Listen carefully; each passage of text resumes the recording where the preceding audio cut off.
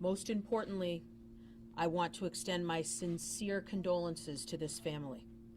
Yesterday, the unspeakable happened, and now we are all struggling to make sense of the circumstances surrounding these deaths.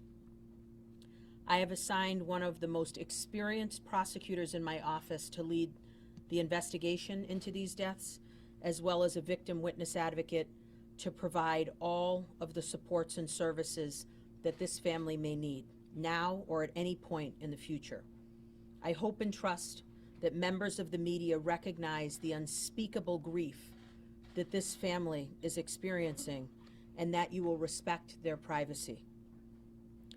Though we remain in the very early stages of our investigation, the evidence collected thus far suggests that these deaths, which occurred between approximately 1:25 and 1:35 p.m. yesterday, were very likely a double murder-suicide. The individuals have been identified as 40-year-old Erin Pascal of West Roxbury and her two children, Allison and Andrew, 4 and 1.5 years old.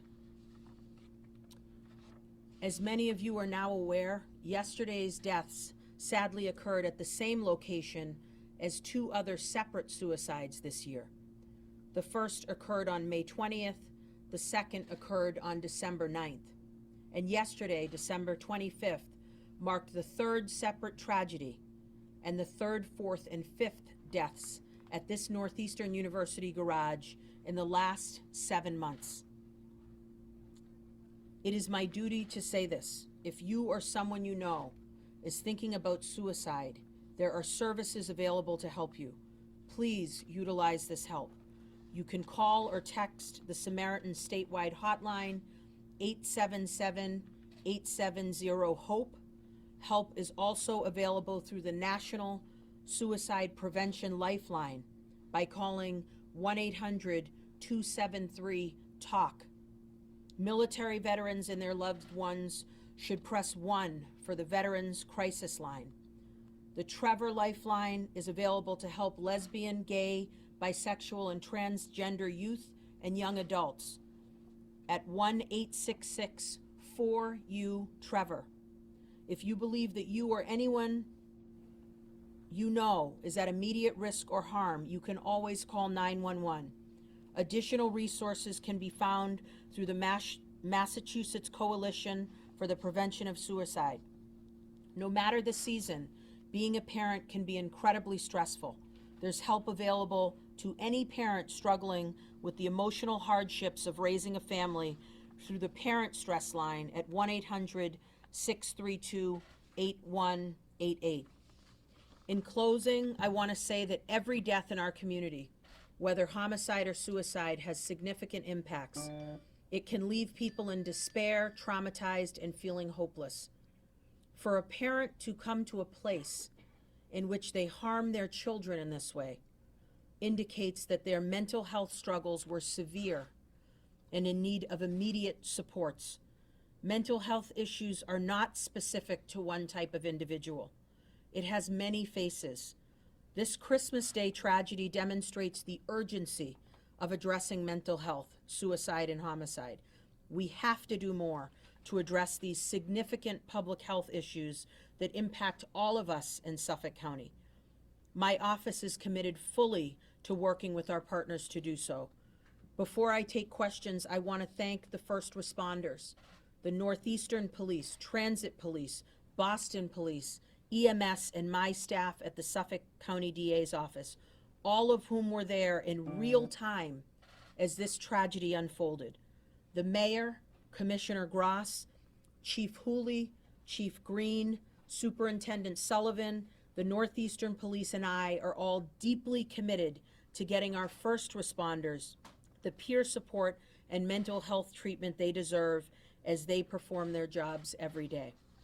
I can take questions. DA Rollins, you had said yesterday that there was some kind of an incident that Boston Police had responded to shortly before this at their particular address, whether it was a domestic dispute, a kidnapping of some sort. Can you tell us what Boston Police responded to and how it connects to this? We are in the process of detailing that. It is our understanding at this point there may have been a 911 call, but the biggest point of today's press conference was we wanted to disclose the identity of the individuals. This will be, unfortunately, a rolling series of pieces of information. So we are still tying down exactly what may have occurred. As the commissioner said yesterday, ma'am, we aren't aware of any kidnapping complaints at this point, but the investigation is still very early. You mentioned 5 deaths in the last 7 months. Can anything be done at that specific garage to try and stop this from happening? I would certainly hope so, and it is my strong encouragement that you're going to be speaking with Northeastern University about this. You know, I don't know what else needs to happen in order for this to be handled or taken more seriously. Have there been talks already about something like this happening to try and fix whatever situation's happening at that garage? Certainly, after, in my tenure, sir, we had Alexander Ortula on May 20th, took his life there. As you know, there are indictments resulting from that. And then there was a separate incident on December 9th. I specifically reached out at that point. But I think those questions are better suited for Northeastern.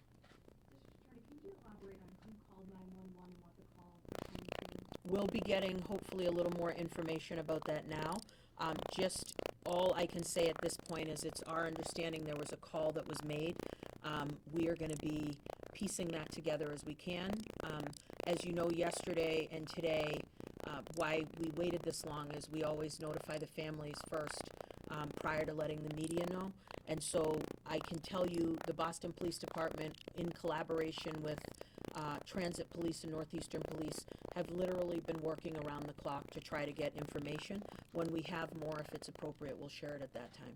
Is there anything found inside the car, a note, a suicide note, or anything like that? As of this point, we don't have that information. They're still left right now with searching the car, her cell phone, any video surveillance that we might have. Why we called this press conference today was we just wanted to notify the public of who these individuals are. And it's my understanding we'll be providing a registry of motor vehicles photo of the mother, so the media can have that. Matt Braless. Yeah. As of right now, we believe that these were the only children that they had. So again, this is Were they living together? that is our understanding at this point. But we are still, I would say the investigation is still very fluid. But to finish, yeah, this entire family in a matter of minutes, aside from the father who survives them, is gone. So I sincerely hope that the numbers that we have said out loud, people are listening. And just, I want to echo the finality of this is no matter what situation people find themselves in, when you know, the level of potential despair that one must feel in order to engage in this behavior, there's help available, and just, we sincerely hope people use it. Thank you all very Thank much. you. Tell the names of Yes, of course, I'm sorry. It's Pascal is the last name, and it's Erin is the mother, Allison, Allison, and Andrew, Andrew. When you said West Roxbury, was that VFW property? We're not going to give their address, but it is West Roxbury is where they reside. Thank you.